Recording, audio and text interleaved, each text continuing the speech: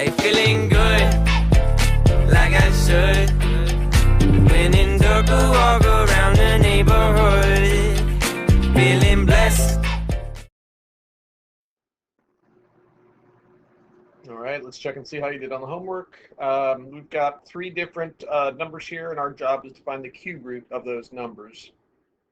So, what number do you multiply repeatedly to give you 1,728? I mean, this is one where you pretty much have to do a guess and check. You know 10 times 10 times 10 is 1,000, so it's got to be more than 10, but, is it 11 cubed? Is it 12 cubed? So on and so forth. So, really what we should do is just find the cube root of 1,728, and hopefully you've got access to some kind of a computer or a scientific calculator that allows you to do it.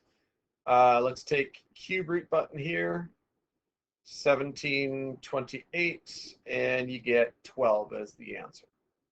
The next number there was 54, so we're going to take the cube root of 54.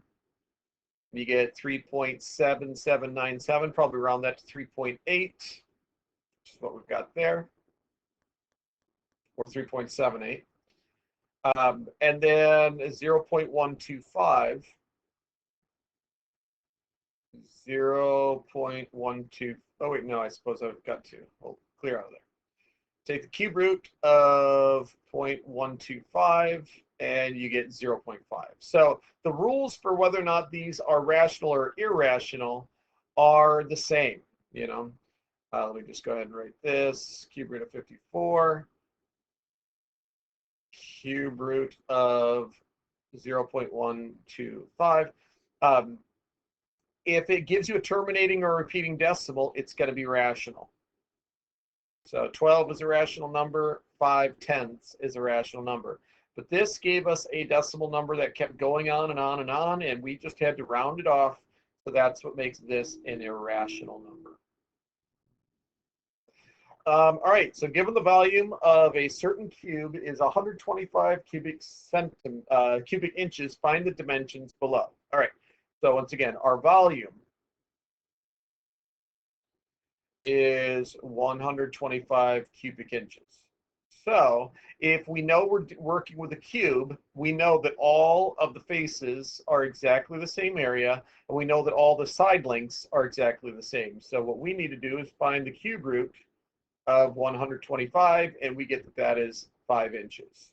So this would be 5 inches. This would be 5 inches. And this would be 5 inches. All right, so those are the dimensions, those are the side lengths. Now, for us to find the surface area for this, we've got to find the area of all 6 faces. So I don't know if you recall, but we do something, it's kind of like a net, a way that if you were to treat this as a box and you were to cut the different sides and then fold out the boxes so that they were flat, this would be the front face, which could be this one right here. And then the back face, which you can't see, would then be on the other side of, say, the top. Okay, so this would be the top, which would correspond to this side right there, the top right there. And then you'd have your right side, which would be over here, and then you'd have the left side, which you can't see, which would be over there. And so you got the front, right, left, and the back. You got the top, and the only thing left that you have to deal with is the bottom. So 6 different faces. Because it's a cube, they all have the same area. And what is the area of each face? Well, each face is going to be a 5 by 5, so it's going to be 25. So this is going to be 6 faces times 25 square inches. That's how you're going to get your 150 square inches is the surface area of this cube that has a volume of 125 cubic inches. Find the area and perimeter of this shape. Well, this shape is a trapezoid, so if you wanted to use the formula for trapezoid, you could. The only problem with this, though, is what?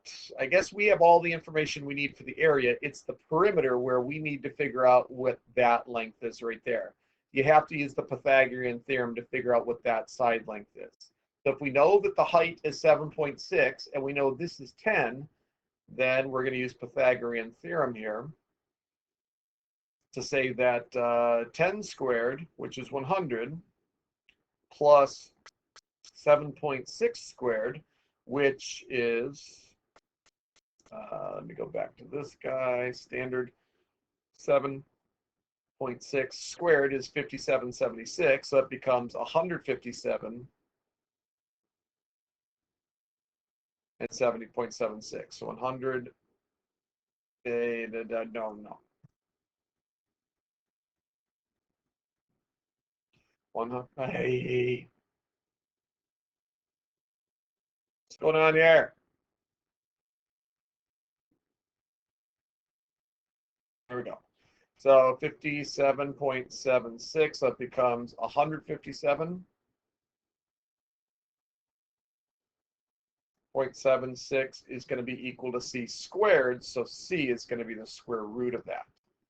So now we're going to take the square root of that, and you get 12.56, so that's how I rounded off to 12.56, so that's what I put there.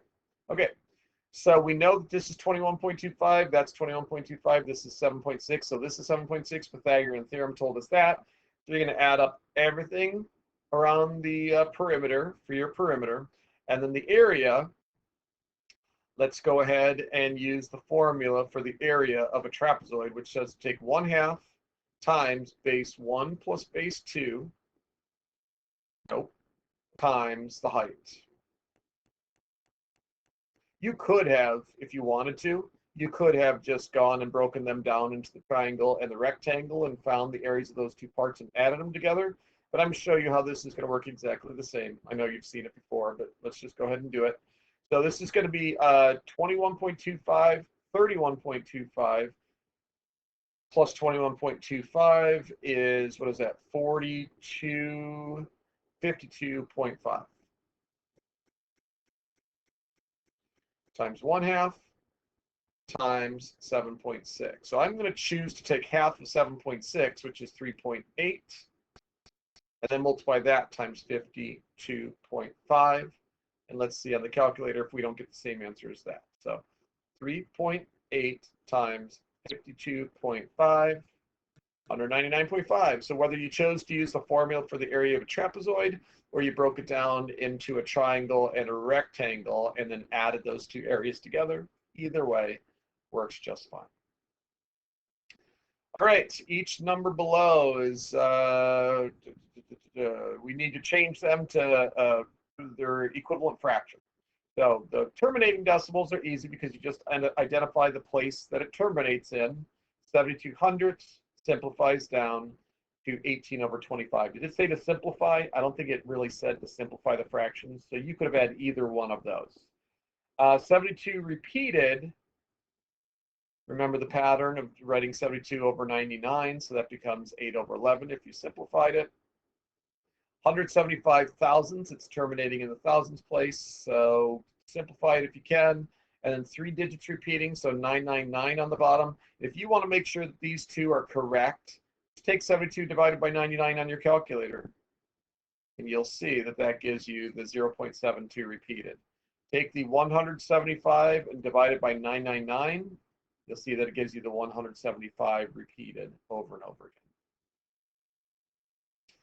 All right, Joanna's planting tomatoes in the school garden this year. Tomato plants come in packs of 6. So if P here represents the number of plants or number of packages,